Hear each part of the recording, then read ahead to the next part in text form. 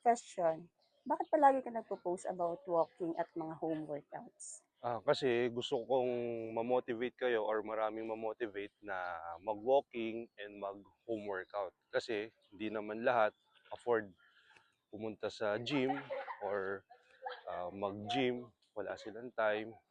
Ang maganda kasi sa walking is libre siya. Yung home workout naman is mabilis mo lang magagawa kahit nasa bahay ka. So wala na tayong excuse para hindi makapag-workout. Ang gusto ko talaga, maraming ma-motivate na mag-engage into fitness through walking, through home workout kasi it's free. Libre kasi siya. So, yun kasi ang maganda. Kaya, ayun, sana marami ma-motivate na everyday mag-walking kayo or pagka wala kayong time, mag-home workout kayo. Gayahin niyo yung mga videos ko para at least maging fit tayo, makapagpapawis tayo at makaiwas tayo sa sakit. So, yun lang. Thank you for watching. Bye-bye.